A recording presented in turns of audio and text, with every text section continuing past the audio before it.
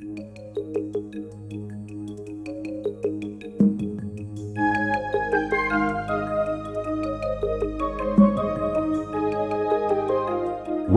to the International Straight Talk video series on the big emerging markets of the 1990s and beyond.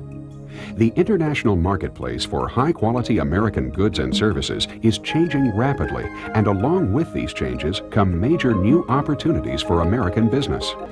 Of course, it takes specialized skills and know-how to compete successfully in foreign markets, and we believe that no area holds greater potential competitive advantages for American business than time and effort spent mastering the critical people side of doing business internationally. That's why the International Small Business Development Center, William Drake & Associates, GTE, TU Electric, and Texas Instruments have joined together to sponsor this video series. The writer, developer, and producer of the International Straight Talk video series and accompanying computer applications is Bill Drake, an internationally recognized speaker, trainer, and innovator in the area of business applications of human relation skills. Hello, and welcome to the International Straight Talk series, produced jointly by the North Texas International Small Business Development Center, an agency of the Dallas County Community College District, and by William Drake & Associates. We gratefully acknowledge the ongoing support of the U.S. Small Business Administration for the development of these programs.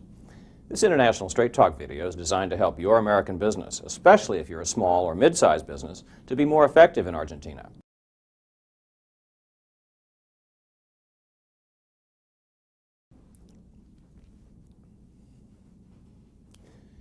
In both parts 1 and 2 of this video, we'll focus on how the events of history have created the business environment which most Americans will encounter today in Argentina.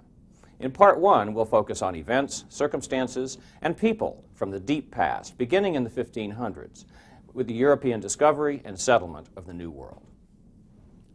Argentines are deeply affected in how they think, behave, and view life by their collective memories and perceptions of their past as a people, especially the early days and the free life of the gaucho on the Pampas. We'll look at how Argentine people, conditions, and events from the beginning until modern times have created the distinctive business personalities and styles you'll encounter everywhere, at trade fairs, across negotiating tables, and just chatting with you over a business lunch in Buenos Aires. We'll also look at how the personalities, trends, and events of earlier centuries are reflected in today's Argentine social, financial, and business environment.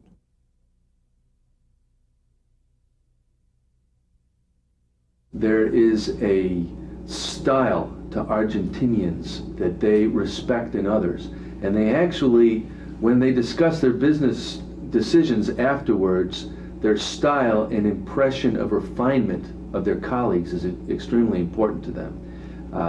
For example, if they see someone yawn or cough or stretch in a meeting, even so much as taking off a jacket, to them it betrays a lack of breeding or a sign that people haven't gone to the right schools.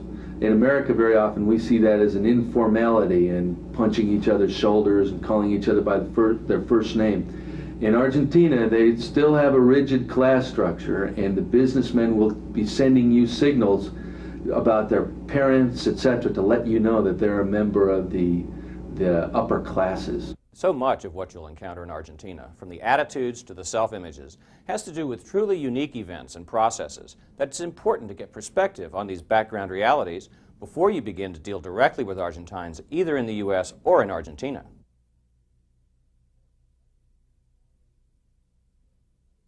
All roads lead to Paris. Paris is everything. In Argentina, Buenos Aires is everything. It's the big city. It's millions larger than any other city, and it is on the eastern seaboard. So the eyes of Argentina look to Buenos Aires, much in the way that for a long time New York was, and in many ways still is, the center of the U.S. Now, a lot of us don't like to think that, especially in Texas. But what happened in our country is a little bit different. In the western expansion, Argentina did expand west. It expanded west in farming and ranching, just like the U.S. did, but they don't have the other ocean like we do. They stop at the Andes Mountains, a massive mountain range, and then on the other side is Chile. That's another country. So Argentina expanded west and south, just like the U.S. did, But ultimately, the eyes turned back around and looked towards Buenos Aires.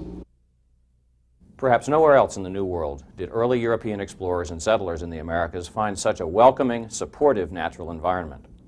From the uniqueness of their society's beginnings, the uniqueness of the foundation for their national wealth, the uniqueness of Argentina's intimately networked society of urban and wealthy ranchers and urban industrialists, and the uniqueness of their Paris of the South, Buenos Aires. All this is not just a wonderful story. It forms the backdrop for much of the psychology behind today's business, and it is essential for North Americans to understand. This history directly influences the beliefs, perspectives, and behaviors of the very people you'll be dealing with directly if you do any kind of business in Argentina. And how you handle this part of business can give you a tremendous competitive advantage. Argentines see the world from the viewpoint of the top, even if their position has slipped a bit in recent years. There was a time within living memory when the phrase rich as an Argentine meant the same thing that Arab oil baron means in the late 20th century.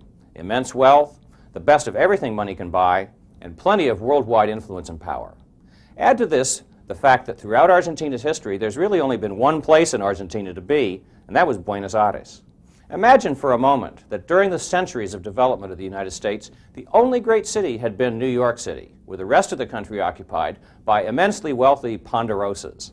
Imagine how New York business people would feel about their position in the world today if the entire wealth of the United States had been concentrated in their hands for centuries, and if they'd never had significant competition for top dog spot from a Chicago, a Boston, a Dallas, a San Francisco, or a Seattle.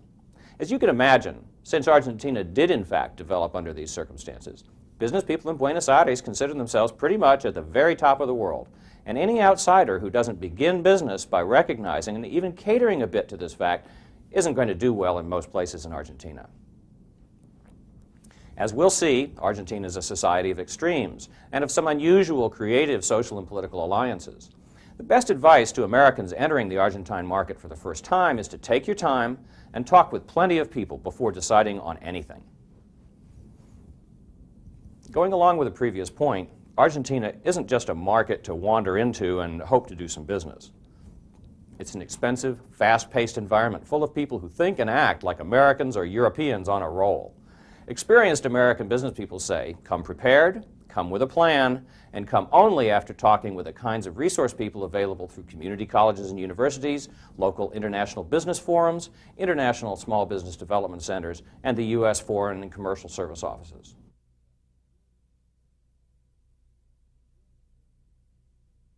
You're dealing with Latin Americans, but you're not. And how do you kind of work through that? Well, clearly, they are going to be some of the most sophisticated businessmen you're going to deal with. This would be comparable to sitting down with somebody in New York or Miami or Los Angeles and doing a business deal. These guys often are educated in the U.S., very, very well trained. They understand how to do business. Again, a sophisticated economy. Previously high inflation, exporting country. These guys know how to do deals. So just when you think you've figured it out and gee, I'm dealing with a very, very sophisticated guy, he's a world-class guy, you forget that the guy's a Latin American. And you have to balance, and it's a very, very delicate balance. On the one hand, you have to recognize the sophistication, but on the other hand, you have to take into account the Latin American factor and realize that you're not going to be doing that same hard-pounding, hard-charging American-style negotiating entirely. And so you're going to have to seek that balance. You're going to have to feel for it and recognize it when it's there. So again, don't use the same style that you're going to use in Mexico or Brazil and Argentina because it's not going to play. It's different. When most of us in the United States hear the phrase New World settlers used in reference to the early exploration of the Americas, we probably think of the Spanish in the Caribbean and Mexico in the Southwest and the English and the Dutch political and religious refugees and settlers in New England and New York. However, at about that same time in history, a steady stream of European ships, mostly Spanish, were making their way south and west across the equator toward a destination called Buenos Aires in the Viceroyalty of La Plata, a gentle, rolling land of rich green grass, fresh water, and a perfect climate. Now, except for a few non-military trading outposts of the Eastern Inca Empire, this land was all but uninhabited by organized Indian societies, and thus, from the European point of view, it was freely available for the taking, and that's what they did. Now, the first Spanish ships that landed on the banks of the River Platte brought with them a breed of scrawny European African cattle. Let loose upon the land, these cattle immediately concluded that they'd found paradise and began escaping en masse into the tall grass of the pampas. There they fattened and multiplied with no natural predators, and literally within a few years, the Argentine pampas were crawling with fat, lazy cattle. All those early gauchos had to do was pick out the ones they liked, round them up, and drive them east to the big river for slaughter and processing. During those same years of early European colonization of the New World, slavery was introduced and soon was being used full scale by the Spanish throughout the Caribbean and by the Portuguese in Brazil. Now, economically valuable slaves had to be fed, and as both nature and circumstances would have it, Argentina had plenty of cattle and the means to keep the beef coming in any quantity desired. This wild pampas beef was stringy and tough and was processed by heavy salting. But as the tempo of slavery in the sugar colonies and mines of the northern part of the New World increased, an enormously profitable dried beef slaughtering industry came into life in Argentina. Meanwhile, the cattle herds of the pampas, with no natural enemies except man, kept growing in size, no matter how many were cut away by the steadily growing and increasingly organized exploitation of this seemingly endless natural resource. The accidental and yet completely natural appearance of this vast renewable resource just when world conditions were right for its exploitation, and just when all other eyes were fixed on the gold, silver, and gemstones in a completely different part of the New World, may have created the basis for what many criticize in today's Argentines, their sense of being completely different from, and often better than, others in Latin America and indeed the whole world.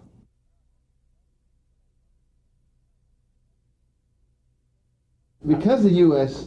is so close to Mexico, and we have so many Hispanic Americans here, we tend to generalize to the rest of Latin America. And I know we've said this before, but it's very important that the American understand when he's going into South America, and particularly Argentina, that Argentina is not Mexico. These are people of European extraction. They've had major immigration waves from Europe, especially Italy. Let me tell you a joke that helps explain what Argentinians are like. It is said that the Argentine is really an Italian who happens to speak Spanish, but acts like French and wishes he were British. And there's so much irony and truth in that it's a very accurate description. If you remember that, you'll be a few steps ahead. The people drawn to this land of opportunity, literally crawling with cattle, included free and independent souls, who soon discovered that a man could make a pretty good living rounding up a few of these wild cattle, driving them to a small nearby market, exchanging them for what amounted to tack, grub, liquor, and tobacco, and then heading back out into the pampas for another month or so under the stars. Soon thousands of these free and independent souls were roaming the pampas, living free of civilization, able, when they chose, to cut out a few cattle and exchange them for whatever was needed. Imagine people being able to do this in a countryside with few natural barriers, a friendly climate, no hostile critters, no other human inhabitants to speak of, plenty of fresh water and shade, and plenty of space between you and the next guy. Of course, it's easy to romanticize these things too far, and the early gaucho's life was not free from hardship, but it was essentially free of many of the things that made life so tough and miserable for so much of the time for early settlers and cowboys in the American West. Nevertheless, whether facing prairies or pampas, it's almost the same spirit of rugged individualism, free spirit, quiet self-sufficiency, and a certain poetry of the soul that form the core qualities of the gaucho, as he's remembered today in Argentina.